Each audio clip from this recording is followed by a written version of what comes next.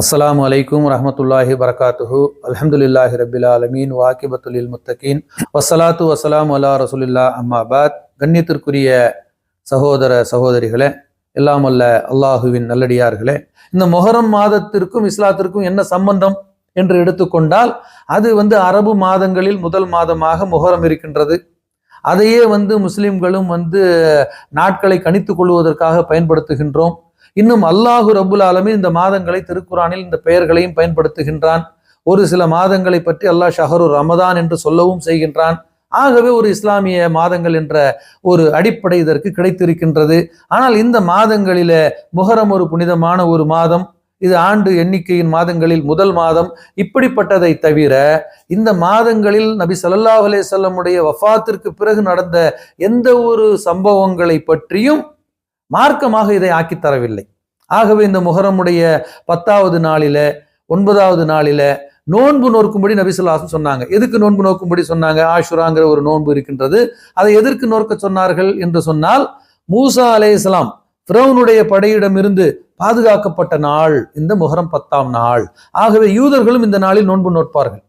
ஈசா அலைஹிஸ்ஸலாம் பாதுகாக்கப்பட்டதை சிறப்பித்து அல்லாஹ்விற்கு நன்றி செலுத்தக்கூடிய அடியார்களாக யூதர்களும் இந்த நாளிலே நோன்பு நோக்கின்றார்கள். அப்ப அல்லாஹ்வுடைய தூதர் நபி ஸல்லல்லாஹு அலைஹி வஸல்லம் மூசா அலைஹிஸ்ஸலாம் பாதுகாக்கப்பட்ட நாளை கண்ணியப்படுத்தி அல்லாஹ்விற்கு நன்றி செலுத்தக்கூடிய யூதர்களை போல் நாமும் கடமைப்பட்டவர்கள் என்று அவர்களும் இந்த நாளிலே நோன்பு நோற்றார்கள். அதற்கு பிறகு நபி ஸல்லல்லாஹு அலைஹி வஸல்லம் வஃபாத் ஆவதற்குரிய அந்த ஆண்டிலே சஹாபாக்கள் சிறு அல்லாஹ்வுடைய தூதரே, நாமும் 10ஆம் நாளிலே நோன்பு நோக்கின்றோம், அவர்களும் நோக்கின்றார்கள், இரண்டும் சமமாக இருக்கிறது என்று சொல்லும் பொழுது யூதர்களை முந்திக் கொண்டு யூதர்களுக்கு மாறு செய்யக்கூடிய அடிப்படையில இன்ஷா அல்லாஹ் நான் அடுத்த ஆண்டு உயிரோடு இருந்தால் முஹரம் 9 மற்றும் 10 ஆகிய இந்த 2 தினங்களிலே நான் நோன்பு நோற்பேன் என்று அல்லாஹுடைய தூதர் ரசூலுல்லாஹி ஸல்லல்லாஹு அலைஹி வஸல்லம் அவர்கள் நமக்கு வழிகாட்டி இருக்கின்றார்கள். அது அல்லாமல் இந்த முஹரமுடைய மாதத்தில மார்க்கம் என்ற அடிப்படையில் செய்யக்கூடிய எந்த ஒரு அமலும் கிடையாது. அதற்கு பின்னால் நபி ஸல்லல்லாஹு அலைஹி வஸல்லம் குடும்பத்தில் அவருடைய பேரராக இருந்தவர்கள் கொல்லப்பட்டாலும் அது ஒரு துக்கமான ஒரு விஷயம்தான்.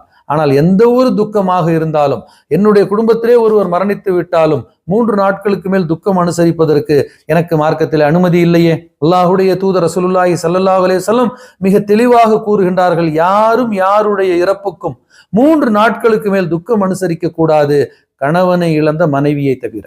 கணவனை இழந்த மனைவி தான் 4 மாதம் 10 நாட்கள் இதா இருக்க வேண்டுமே தவிர மனைவியை இழந்த கணவன் இருக்க முடியாது. 4வது நாள் அவன் சராசரி வாழ்க்கைக்கு அவன் திரும்பியாக வேண்டும். அவனுடைய கடமைகளை அவன் செய்யக்கூடியவனாக இருக்க வேண்டும். அவன் அந்த கவலையில் இருப்பதற்கு உள்ளத்தில் அவனுக்கு கவலைகளும் இதுவும் இருந்தாலும் அவன் செய்யக்கூடிய எந்த ஒரு அமலையும் அந்த துக்கம் தடுத்து விடக்கூடாது. ஆகவே அல்லாஹ்வுடைய தூதர் ரசூலுல்லாஹி ஸல்லல்லாஹு அலைஹி வஸல்லம் அவருடைய குடும்பத்தில் சிலர் கொல்லப்பட்டாலும் அதற்காக நாம் 3 நாட்களுக்கு மேல் துக்கம் அனுசரிக்க முடியுமா? அதற்காக இன்றைய தினத்திலே நம்மில் சட்டையை கிழித்து கொண்டு நம்முடைய உடலிலே காயங்களை ஏற்படுத்தி கொண்டு அல்லாஹ்வுடைய தூதரின் இறப்புக்கு வராத கவலை, சஹாபாக்களில் எத்தனையோ பேர் கொல்லப்பட்ட பொழுது வராத கவலை, ஏன் இந்த கவலை இந்த இடத்தில் மட்டும் ஷைத்தான் இதை அழகாக்கி விட்டான்? அஹ்லுல் பைத் என்ற ஒரு அறியாமை காலத்தில் ஏதோ ஒரு சொல்லை வைத்து நாம் பயப்படுவது போல், அஹ்லுல் பைத் என்று சொன்னால் அது அஹ்லுல் பைத் என்றால் என்ன? நபி ஸல்லல்லாஹு அலைஹி வஸல்லம் குடும்பத்தார், அவர்கள் கண்ணியத்திற்குரியவர்கள், அவர்கள் சிறப்புக்குரியவர்கள், அவர்களுக்குரிய கண்ணியத்தை எப்போதும் நாம் தர வேண்டும். நபி ஸல்லல்லாஹு அலைஹி வஸல்லம் மனைவி என்று சொல்லுவதை விட மூமின்களின் தாய் என்று கண்ணியப்படுத்த வேண்டும். இதுதான் அந்த அஹ்லுல் பைத்துக்கு ஒவ்வொரு முஸ்லிமும் தரக்கூடிய கண்ணியமே தவிர அவர்களுடைய அந்த செயல்களை பொறுத்து பல இமாம்கள் சொல்லும் பொழுது நடந்து முடிந்து விட்ட ஒரு சம்பவம், அந்த சம்பவத்திலே ரத்தம் சிந்தப்பட்டிருக்கின்றது, அந்த இரத்தத்திலே நான் நாக்கு போட விரும்பவில்லை என்று மிக சிறந்த உலமாக்கள் அதற்கு பதில் சொல்லி இருக்கின்றார்கள். ஆகவே இந்த முஹரம் மாதத்திலே ஷைத்தான் பெரும்பாலான முஸ்லிம்களை வழிகெடுத்து குர்ஆனிலும் ஹதீஸிலும் சொல்லப்படாத செயல்களை மார்க்கம் என்ற பெயரிலே, அங்கே தொழுகை நடந்து கொண்டிருக்கும் போது கூட இது போன்ற செயல்களை சர்வ சாதாரணமாக முஸ்லிம்களில் பெரும்பாலான மக்கள் செய்து கொண்டிருக்கின்றார்கள். இது மார்க்கத்தில் இல்லாத ஒன்று, ஷைத்தானின் சூழ்ச்சிகளில் ஒன்று.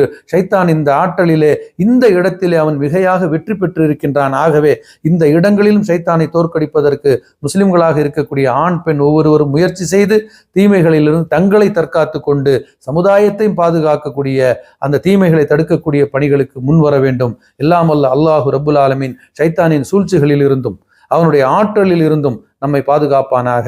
வாஹிரு தாவான் அல்ஹம்துலில்லாஹி ரப்பில் ஆலமீன். அஸ்ஸலாமு அலைக்கும் வரஹ்மத்துல்லாஹி வபரகாத்துஹு.